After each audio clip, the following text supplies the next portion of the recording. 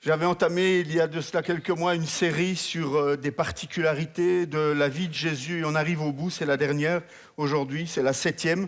Je me suis dit que 7, c'était un bon chiffre pour arrêter et pour passer à un autre sujet, même s'il y aura encore énormément de choses à dire sur la personne de Jésus.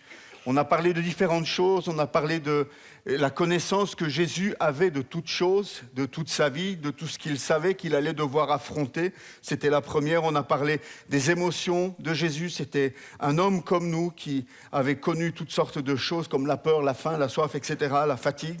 On a parlé de sa mort, on a parlé de la transfiguration. La dernière fois, nous avions parlé de l'incarnation juste pour la période de Noël. Et on a parlé aussi du rôle du Saint-Esprit. On pourrait encore continuer cette série pendant longtemps, parce qu'il y a tellement à dire sur notre Seigneur que je pense qu'il nous faudra toute l'éternité pour faire le tour de la question et pour le connaître vraiment. Mais aujourd'hui, j'aimerais pour cette dernière prédication sur cette série rebondir sur ce que pasteur Sébastien proposait de terminer avec un temps de louange. De terminer la série, de commencer l'année en exaltant le Seigneur, en louant Dieu. Je pense que c'est une des plus belles choses que nous pouvons faire. C'est une des plus belles choses que Dieu nous donne de pouvoir faire, c'est d'être de véritables adorateurs. Je ne sais pas si vous pensez à ça de temps en temps, mais moi, quand je loue Dieu et que je suis béni dans sa présence, je réalise le privilège que j'ai. C'est un privilège de pouvoir s'approcher de Dieu. C'est un privilège de pouvoir l'adorer, de pouvoir le louer. Et j'espère que vous ne vous contentez pas du dimanche matin pour le faire, mais que ça fait partie de votre quotidien. C'est important. Nous sommes un peuple d'adorateurs. Avant toute chose, nous sommes un peuple d'adorateurs. Nous avons été rachetés au prix du sang de Jésus pour que nous soyons des adorateurs en esprit, en vérité. Si nous n'adorons pas Dieu, qui le fera? Nous sommes créés pour cela. Je suis fait pour te louer. Vous connaissez cette chanson? Dans le ciel, toutes les nuées célestes dans le ciel, tout ce qui est dans le ciel ne cesse 24 heures sur 24 d'adorer et de louer Dieu. Et nous sommes rachetés pour entrer dans ce même cortège, pour faire partie de cette même chorale. Alors ce matin, j'aimerais que nous puissions parler de ce que les théologiens appellent l'exaltation de Christ. L'exaltation de Christ. Je pense que c'est quelque chose que le chrétien doit comprendre, doit connaître. Le mot exalté, comme synonyme, il a le mot glorifié ou il a le mot magnifié, si vous allez voir au dictionnaire. Exalté égale glorifié égale magnifié. Jésus a été exalté, Jésus a été glorifié. On a beaucoup parlé pendant toutes ces prédications sur ce thème, on a beaucoup parlé de l'état d'humiliation de Jésus. On aurait pu en faire un thème à lui tout seul. Jésus s'est humilié lui-même, dit l'apôtre Paul aux Philippiens lorsqu'il leur écrit. Toute sa vie terrestre reflète l'humiliation, l'humilité finalement. On l'a vu dans l'incarnation, on l'a vu dans toutes sortes d'autres thèmes, mais lorsque Jésus est venu sur terre, il n'est pas venu pour régner, il n'est pas venu pour être élevé, il n'est pas venu pour être exalté, il n'est pas venu pour recevoir la gloire et la louange, il n'est pas venu pour recevoir des couronnes. Il a choisi de se faire le plus simple. Il a choisi de s'humilier lui-même. Philippiens 2,8 dit « Il s'est humilié lui-même en obéissant jusqu'à la mort, et pas n'importe quelle mort. Il n'est pas mort dans son sommeil d'une crise cardiaque, jusqu'à la mort sur la croix, qui était la mort la plus humiliante, non seulement la plus cruelle, mais aussi la plus humiliante qui soit pour l'époque. Jésus a accepté cette humiliation. Mais ça, c'était avant, je voudrais dire. J'aimerais qu'on puisse terminer sur une autre touche. Ça, c'était avant, parce que depuis la résurrection, depuis l'ascension de Christ, on ne parle plus de l'état d'humiliation de Jésus, on parle de son état d'exaltation, on parle de sa glorification. Le petit Jésus dans la mangeoire, c'était à Noël, il n'existe plus, il a bien grandi depuis. Le Jésus humilié, le Jésus qui a vécu dans l'humiliation, lui non plus n'existe plus. Il a été glorifié, il a été exalté. Hébreux 12:2 nous dit « En échange de la joie qui lui était réservée, Jésus a souffert la croix en méprisant la honte qui s'y attachait et il s'est assis à la droite du trône de Dieu. » Il est passé d'un état des plus humiliants, des plus inférieurs, Il a choisi de naître dans une famille pauvre. Il a choisi de naître dans un endroit indigne d'un être humain, le plus simple. Et maintenant, il occupe la place qui est la plus élevée qui puisse jamais être occupée, la droite de Dieu. Assis sur le trône avec Dieu, son Père. Un vieux pasteur du XVIIe siècle disait, il s'appelle John Flavel, il disait « Oh, quel changement !»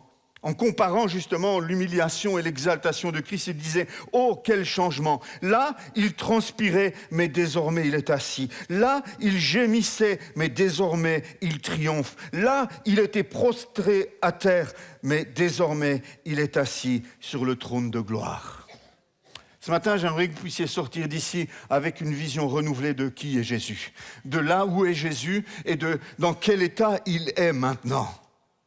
Souvent, nous gardons de Jésus l'image d'un Jésus sur la croix, la tête penchée, ensanglanté, etc., souffrant. Mais Jésus, c'est fini cela. Il a été glorifié maintenant. Il siège à la droite de son Père. Il a reçu toute autorité, tout pouvoir. Alléluia. Alléluia. Mais quel réconfort pour le chrétien qui comprend cela. Moi, je ne sais pas comment certains chrétiens peuvent vivre avec simplement une image d'un Jésus souffrant, uniquement l'image d'un Jésus humilié, uniquement l'image d'un Jésus faible qui pleure dans le jardin. Il a été tout cela, c'est vrai. Mais je pense que ce que Jésus veut qu'on voit aujourd'hui, c'est sa victoire. Ce que Jésus veut qu'on voit aujourd'hui, sans oublier, sans nier et dénigrer ce qu'il a vécu pour nous, évidemment. Mais maintenant, Jésus est glorifié. Et lorsque nous nous adressons à lui, nous ne nous adressons pas à un Jésus sur une croix, moribond. Nous nous adressons à un Jésus assis à la droite de son Père. Un Jésus fort, un Jésus exalté, un Jésus glorifié. Souvent, nous voyons l'ascension de Jésus simplement comme le moyen par lequel Jésus est remonté au ciel. Mais l'ascension est bien plus qu'un moyen de transport. L'ascension est intimement liée à la résurrection et à la cession. La cession, c'est le mot qu'on utilise pour parler de ce moment où Jésus s'est assis sur le trône. On parle de la cession, c'est le mot que les théologiens utilisent. Jésus est assis à la droite du Père. Ainsi, l'ascension fait partie du processus de glorification et d'exaltation de Jésus. De plus, on peut lire que dans des textes comme Colossiens 2,12, le texte nous dit « Nous sommes ressuscités avec Christ ». Éphésiens 2,6 nous dit « Nous sommes assis avec Christ dans les lieux célestes ». T'es assis où toi, Arthur? Sur une chaise. C'est fou. Ce que la Bible nous dit, c'est que à la fois nous sommes encore ici, encore sujets à la mort, elle nous attend tous, sauf si le Seigneur revient avant, mais en même temps, nous sommes déjà ressuscités avec lui. En même temps, nous sommes déjà assis avec lui dans les lieux célestes. Et 1 Thessaloniciens 4,16 nous dit, en parlant de l'enlèvement de l'épouse, que nous serons aussi emmenés et emportés avec lui. Tout cela pour nous dire que Christ n'est pas ressuscité seul, Christ n'est pas monté seul et Christ ne s'est pas assis seul dans le ciel. Mais en tant qu'époux, il l'a déjà fait pour son épouse. Il est déjà entré dans la salle des noces et il a déjà tout préparé pour son épouse. Et ça, c'est aussi un sujet de joie, un sujet de réconfort pour nous, les enfants de Dieu. En quoi consiste cette exaltation ? Le Nouveau Testament nous livre toute une série d'informations qui ne sont pas exhaustives, et il y a moyen d'en rajouter d'autres, mais j'en ai juste choisi quelques-unes pour expliquer ce que représente cette exaltation. D'abord, au travers de l'exaltation, au travers de la glorification, au travers de cette gloire que Jésus a reçue, il l'a reçue en recevant toute autorité et tout pouvoir. Tout ça lui a été donné par son Père, et il a reçu toute autorité et tout pouvoir dans le ciel et sur la terre. On trouve ça dans Matthieu 28, 18. Ça veut dire que lorsque tu t'adresses à Jésus, tu ne t'adresses pas à quelqu'un qui peut-être pourrait faire quelque chose pour toi. Tu ne t'adresses pas à quelqu'un qui, s'il reçoit l'autorisation, pourra peut-être. Il a reçu toute autorité et tout pouvoir dans le ciel et sur la terre. C'est ce qu'il dit à ses disciples avant de remonter au ciel. Une autre information par rapport à cette exaltation, c'est qu'il y a maintenant au ciel un seul Dieu homme, Jésus. Il n'y en a pas d'autre, il n'y en aura jamais d'autre. Il est le seul Dieu homme au ciel, avec un nouveau corps, un corps glorifié. En fait, quand on pense au ciel, on se demande souvent qu'est-ce qu'il y a au ciel. Au ciel, il y a Dieu, il y a le trône de Dieu, il y a des êtres vivants, on ne sait pas trop bien, il y a des anges, il y a toutes sortes de classes d'anges différents, mais il y a aussi les âmes de tous ceux qui sont morts en Christ déjà. Mais ils sont sans corps, ils attendent la résurrection. Pour l'instant, ils sont désincarnés. Ils sont là, dans le sein d'Abraham, dans la présence de Dieu, dans l'attente de ce jour de la résurrection des morts, la première résurrection pour eux. Mais Jésus, lui, est déjà ressuscité. Et pour l'instant, c'est le seul homme avec un corps dans le ciel. Et cela, c'est au travers de l'exaltation et de la glorification aussi. Une autre information, c'est que Jésus est Seigneur. Il est chef suprême sur toutes les puissances spirituelles. C'est 1 Corinthiens 15 et Colossiens 2 qui nous disent qu'il a dépouillé et livré les dominations en spectacle. C'est pour ça que lorsqu'on prie pour quelqu'un qui est possédé, pour quelqu'un qui est prisonnier, qui est tenu captif par le diable, par un démon, par un esprit mauvais, dans le nom de Jésus, ils sont obligés de capituler.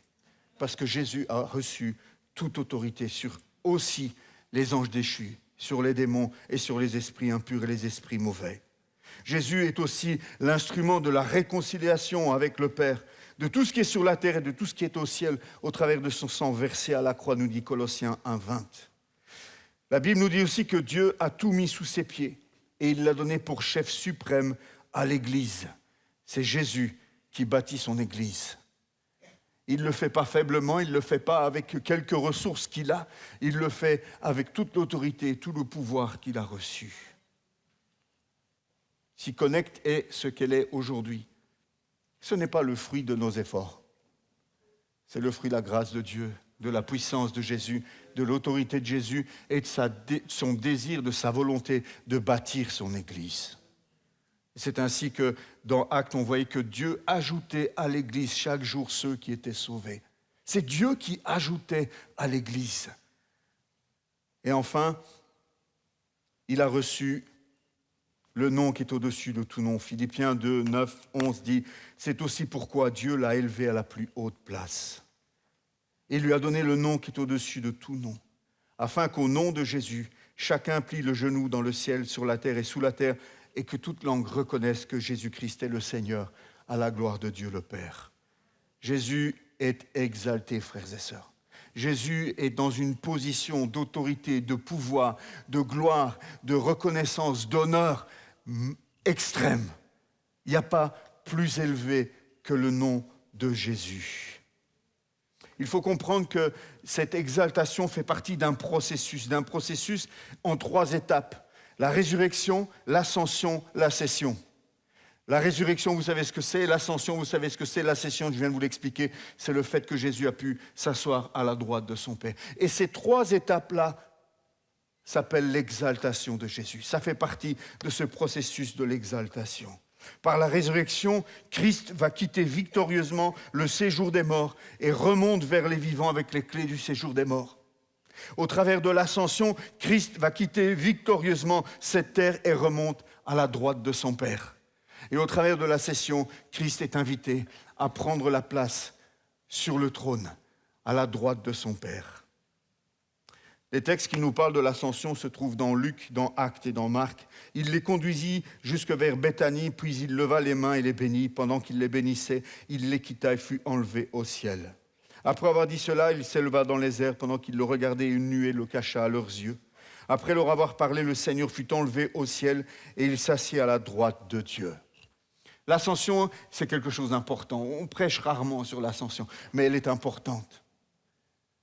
Après avoir tout accompli, il est retourné de là où il venait pour recevoir la gloire. L'ascension est donc le chemin de son exaltation. Paul nous dit, celui qui est descendu, c'est celui qui est monté au-dessus de tous les cieux afin de remplir tout l'univers. C'est fou ce que Paul dit de Christ ici. Celui qui est descendu, c'est-à-dire celui qui s'est humilié, celui qui est venu au milieu de nous, C'est celui qui est monté au-dessus de tous les cieux afin de remplir tout l'univers. Christ remplit tout l'univers. Christ soutient l'univers par sa parole puissante. Si les étoiles sont en place aujourd'hui, si tout tourne rond aujourd'hui, s'il n'y a rien qui est décalé aujourd'hui, s'il n'y a rien qui perd son équilibre aujourd'hui, si toutes les lois de la nature, si toutes les lois de la physique, de la chimie tiennent en place aujourd'hui, ce n'est pas le fruit du hasard. C'est parce que Christ soutient toutes ces choses par sa parole puissante. Sa parole est puissante. Dans les récits de l'Ascension que je viens de vous lire, nous avons une vision de ce que les disciples ont vu d'en bas. Ils étaient en bas et dans ces 3 versets, on voit ce que les disciples ont vu. Ils ont vu Jésus s'élever dans les nuées et disparaître. Mais dans Daniel, chapitre 7, versets 13 à 14, nous lisons ceci. Daniel a des visions. Il est dans le ciel, il est emmené au ciel et il voit des choses dans le ciel. Et voilà ce qu'il voit dans le ciel. Pendant que je regardais dans mes visions nocturnes, quelqu'un qui ressemblait à un fils d'homme, c'est Jésus. Quelqu'un qui ressemblait à un fils d'homme est venu avec les nuées du ciel. Il s'est avancé vers l'ancien des jours, le Père, et on l'a fait approcher de lui. On lui a donné la domination, la gloire et le règne, et tous les peuples, les nations et les hommes de toute langue l'ont servi. Sa domination est une domination éternelle qui ne cessera pas, et son royaume ne sera jamais détruit. Plusieurs théologiens se demandent si ce que Daniel a vu, ce n'est pas la même chose que les disciples ont vu lors de l'ascension, sauf que les disciples l'ont vu d'en bas, Daniel l'aurait vu d'en haut. Il aurait vu Christ monter avec les nuées, entrer dans la présence de l'ancien des jours et recevoir la gloire, être exalté. Cette prophétie de Daniel se rapporte effectivement en même temps à Hébreux 4, 14, qui nous parle d'un souverain, de Jésus-Christ, le souverain grand prêtre qui va traverser le ciel pour nous. Jésus a fait ça. Son ministère ne s'est pas arrêté sur la terre. Une fois entré au ciel, il a traversé les cieux. Il est entré dans le véritable temple, en fait. Parce que le temple que Moïse a vu, le tabernacle que Moïse a construit, n'était qu'une image de ce qu'il a vu dans le ciel. Une représentation de ce qu'il a vu dans le ciel. Mais dans le ciel, il y a un véritable temple dans lequel Dieu siège, où le trône de Dieu se trouve. Et Jésus a traversé ce temple, Jésus a traversé ce ciel avec son propre sang. C'est ce Jésus, c'est ce que Jésus a fait. Il est monté au ciel, il l'a traversé pour aller vers son Père, qu'il a ensuite exalté et lui a donné la plus haute place, le plus beau des noms, la plus grande des autorités. C'est notre Jésus. Les résultats de cette exaltation sont multiples. Le premier résultat, c'est la joie. Le mot joie est un mot qui va avec exaltation. Quand on est exalté, il y a une joie qui est là, une joie profonde qui est là. Imaginez que dans le ciel, il y a de la joie pour un seul pécheur qui se repent. Imaginez la joie au ciel lorsque celui qui va permettre à des millions et des millions de pécheurs de se repentir et d'être sauvés. Quand le prince de la paix, quand le prince revient à la maison, imaginez la joie dans le ciel. Une joie immense. Sa mission ne s'est pas arrêtée à la résurrection.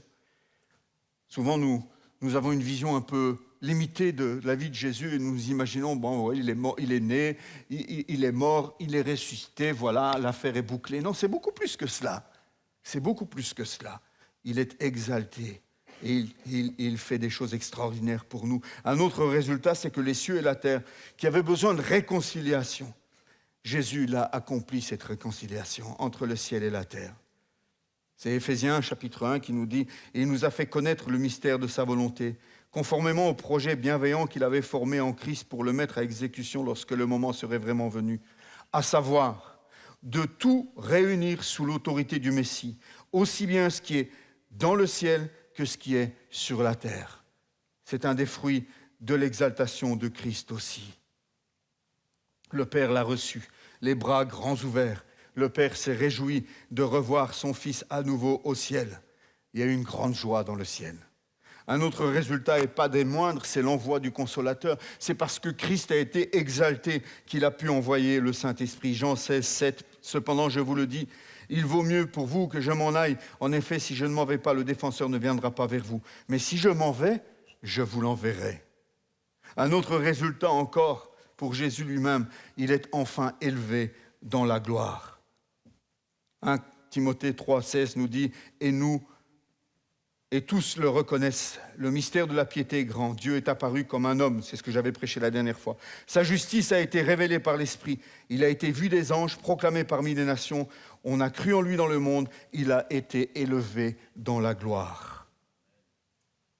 Mais la plus grande de toutes ces conséquences, c'est la cession, le fait que Jésus se soit assis à la droite du Père. Le Père lui a donné la gloire la plus importante qu'aucun autre être humain ne puisse recevoir. Il n'aura jamais et ne recevra jamais. Être assis à la droite du Père. David l'avait prophétisé dans le psaume 110 au verset 1. On pense que David pensait à lui, mais non. David prophétisait sur ce Seigneur qui allait s'asseoir à la droite de Dieu. C'est la troisième étape de son exaltation. Il s'est assis à la droite de Dieu. Pierre le dit ainsi dans 1 Pierre chapitre 3.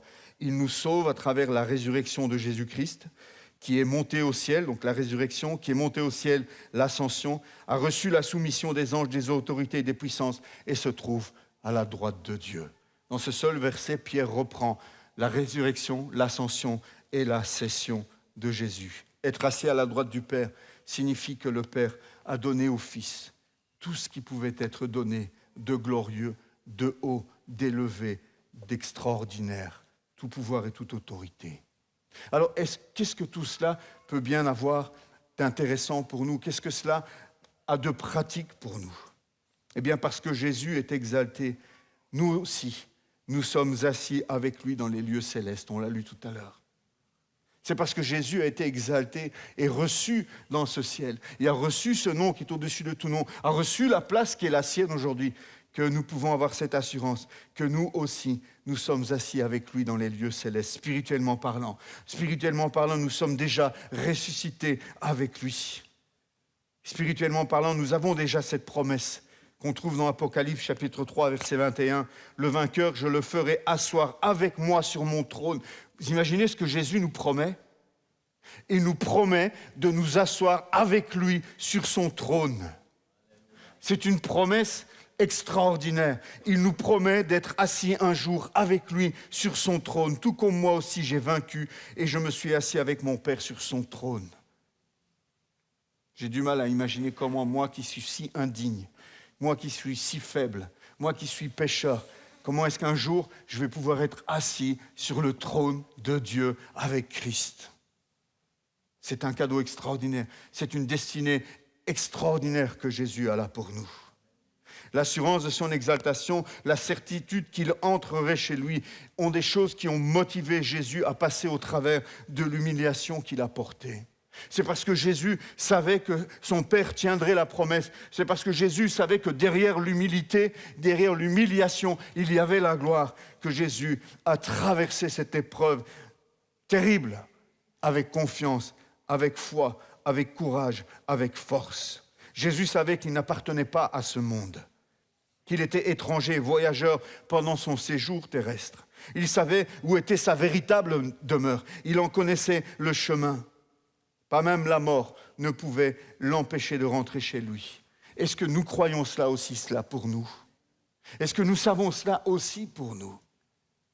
Nous pouvons passer par des misères terribles sur cette terre.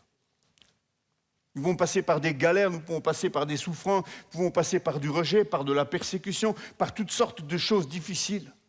Mais dans ces moments-là, le chrétien est appelé à fixer ses regards sur Jésus et à se rappeler que sa patrie, ce n'est pas ici-bas, que sa destination finale, ce n'est pas ici-bas, que ma destination finale, ce n'est pas dans une tombe, dans un cimetière. J'ai une destinée éternelle. Nous avons une destinée ici-bas, nous avons des choses à accomplir, nous avons des œuvres préparées d'avance pour que nous les pratiquions. Mais ça ne s'arrête pas là. Nous avons une destinée éternelle. Tu es destiné à siéger sur le trône de Dieu. Il y en a un qui a compris. Ça vous semble bien lointain peut-être. Ça vous semble peut-être tellement abstrait. Mais je vous invite à plonger davantage dans la parole de Dieu. Si Jésus était venu sur terre avec simplement une vision de sa destinée terrestre, je ne suis pas certain qu'il aurait pu accomplir ce qu'il a accompli. Et bien souvent, nous avons le même problème. Nous vivons notre vie chrétienne avec comme vision de destinée ce que nous pouvons accomplir ici-bas, ce que nous pouvons acquérir ici-bas, ce que nous pouvons réussir ici-bas, ce que nous pouvons atteindre ici-bas. Mais c'est une vision totalement limitée, c'est une vision totalement, finalement, loin de la pensée de Dieu que celle-là. Nous sommes appelés à régner avec Christ pour l'éternité. Nous sommes appelés à être assis sur le trône de Dieu. Nous sommes appelés à connaître Dieu. L'éternité, c'est qu'ils te connaissent, disait Jésus. C'est ça notre véritable destinée. Et c'est ça qui a aidé Christ à traverser son humiliation. C'est ça ce qui aide des milliers de chrétiens aujourd'hui sur la terre qui sont persécutés, qui sont enfermés dans des prisons, qui sont martyrisés, qui sont torturés pour leur foi. Ce qui les aide à tenir, c'est de savoir que leur patrie, c'est pas la Chine, c'est pas la Russie, c'est pas tel ou tel pays dans lesquels les chrétiens sont persécutés. Leur véritable patrie est au ciel. Et je pense que nous devons, en tant que chrétiens occidentaux, nous préparer à cela aussi. Je pense qu'en tant que chrétiens d'Europe, il est temps que nous changions d'optique et de vision. Il est temps que nous ayons une vision de notre destinée qui s'étende et qui aille bien au-delà du monde visible, mais qui aille dans l'invisible. Des temps difficiles approchent, des temps difficiles vont venir sur nous, j'en suis convaincu. Et nous devons nous préparer à cela. Et si notre espérance, elle est uniquement fondée sur ce que je peux atteindre ici-bas, sur ce que je peux arriver comme objectif ici-bas, sur ce que je peux vivre comme expérience agréable ici-bas, si ma vision du monde c'est cela, je vais passer à côté, complètement à côté de ce que Dieu a pour moi. Dieu prépare son Église. Vous savez, on dit souvent qu'avant de juger les nations, Dieu juge son peuple. Avant de s'occuper des nations, Dieu s'occupe de son peuple. Il l'a fait avec Israël avant de porter un... Regardez, lisez les prophètes Ésaïe et les autres, avant de porter un jugement sur Moab, sur Édom, sur toutes ces nations autour d'Israël. D'abord, c'était le jugement commençait par la maison de Dieu. Dieu va travailler son Église. Dieu va secouer l'arbre et faire tomber les fruits morts. Ce ne sera pas des temps faciles qui nous attendent. Et j'invite les chrétiens à se préparer à ces moments-là. J'invite les chrétiens à se préparer à ce moment-là en ayant le regard fixé sur Jésus qui fait naître la foi et qui l'amène à la perfection. Ne fixons plus nos regards sur toutes ces autres choses que nous accumulons autour de nous, que nous plaçons dans nos vies pour la rendre agréable. C'est sur Jésus que nos yeux doivent être fixés. Un jour, nous aussi, nous connaîtrons la gloire. Mais nous ne connaîtrons pas la gloire sans passer par l'humiliation. L'humilité précède la gloire. Il n'y a pas de raccourci. Il n'y a pas de raccourci. L'humilité précède la gloire. Un jour, nous recevrons un corps semblable à celui de Jésus. Le Philippiens 3 nous dit « Il transformera notre corps de misère pour le rendre conforme à son corps glorieux. » Un jour, cette enveloppe qui n'est qu'une tente, qui se dégrade, qui tombe en morceaux, qui a besoin de médicaments pour tenir debout, qui a besoin d'aller voir de plus souvent le médecin, qui a besoin de chirurgie, un jour, cette tente va s'écrouler complètement. Ta tente va tomber par terre un jour. Mais ce corps de misère qui est tombé par terre, un jour, Jésus va le redresser. Et ce ne sera plus une tente. Tu feras partie du temple de Dieu. Ça sera un corps glorieux, un corps éternel, un corps sans défaut, un corps apte, habilité, adapté, équipé pour vivre dans l'éternité dans la présence de Dieu. Est-ce que nous sommes prêts à abandonner ce corps mortel pour revêtir ce corps glorieux? C'est ce que Paul avait compris lorsqu'il dit « Mourir m'est un gain ». Vous vous souvenez de cette phrase de l'apôtre Paul? « Mourir m'est un gain ». Mais qui peut dire ça aujourd'hui? Mourir m'est un gain. Paul voyait la mort comme une victoire.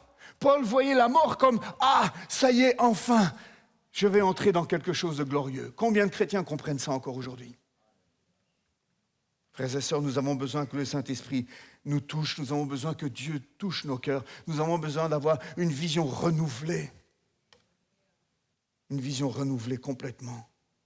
Nous ne connaîtrons plus la misère attachée à ce corps de péché. Nous en serons totalement et éternellement libérés.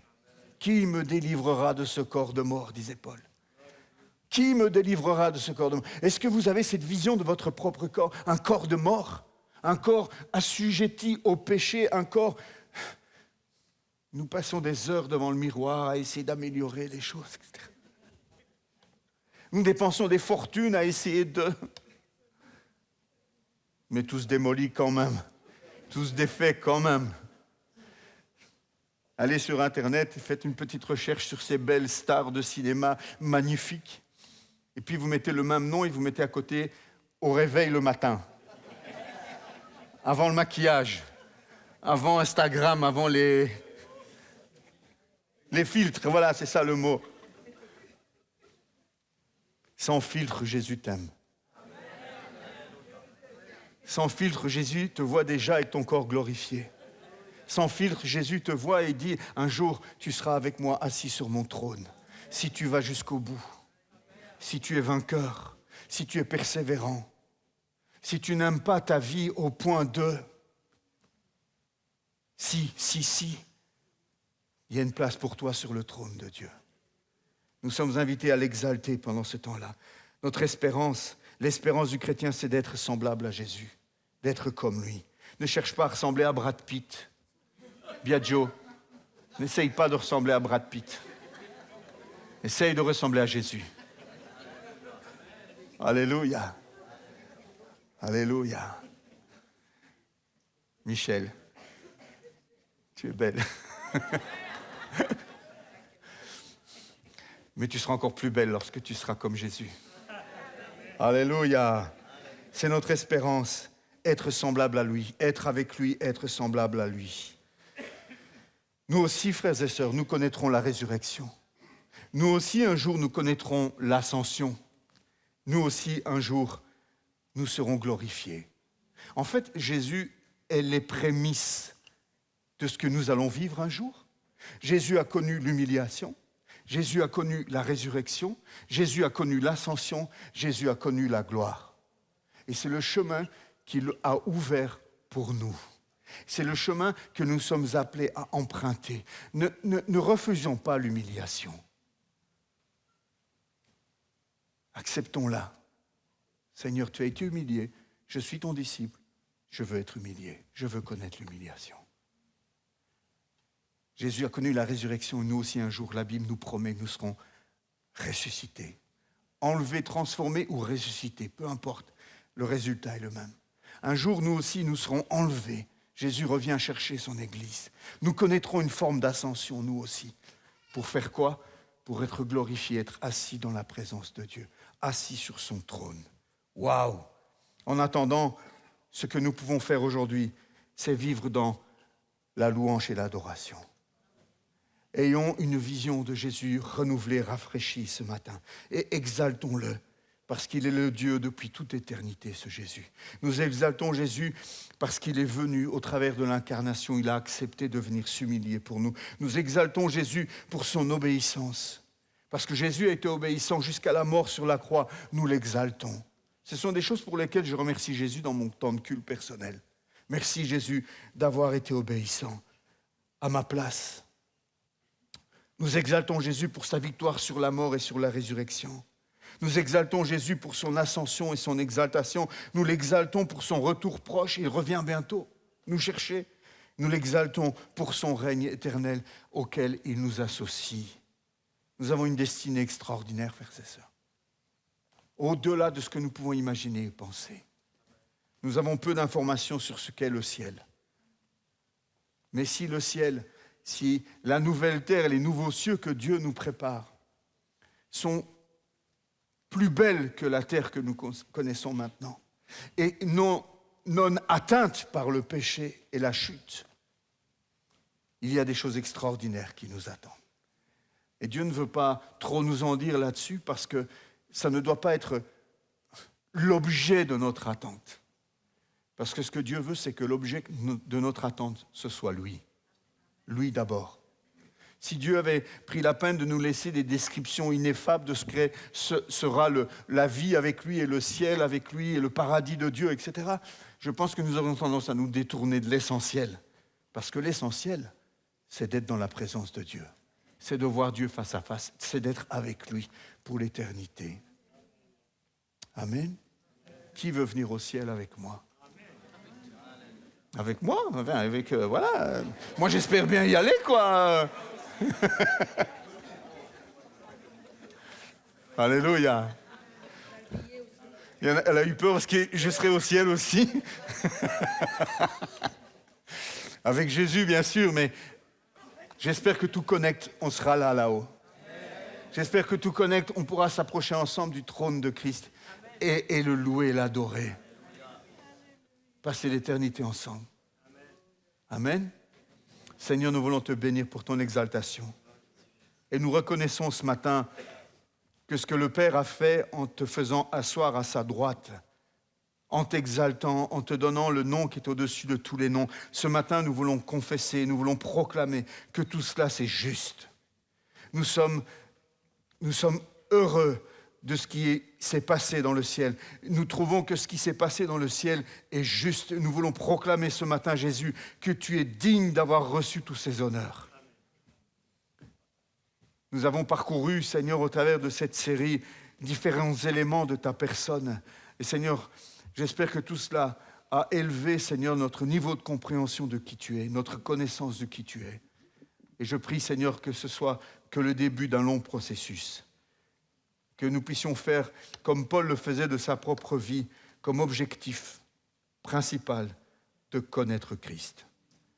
Seigneur, encourage-nous dans ce chemin-là, à te connaître tous les jours un peu plus, à te connaître tous les jours un peu mieux.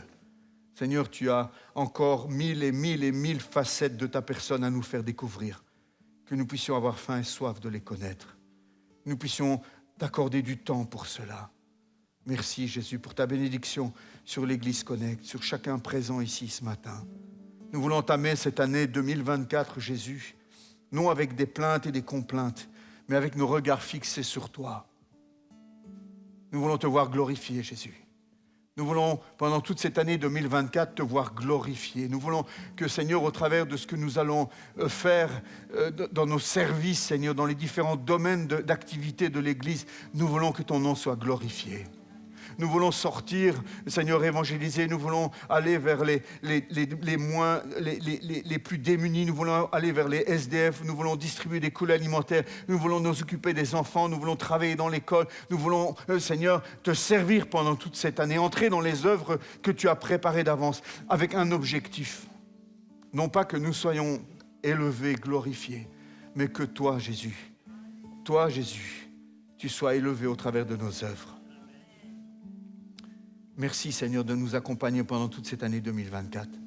Merci d'être avec nous, Seigneur. Merci d'être devant sur le chemin, de nous ouvrir la route et de nous conduire, Seigneur, dans ces œuvres préparées d'avance. Que ce soit ici en Belgique, que ce soit en Bulgarie, que ce soit, Seigneur, au Togo, peu importe, là où tu nous emmèneras, Seigneur. Tout pour la gloire du nom de Jésus. Tout pour la gloire du nom de Jésus. Amen.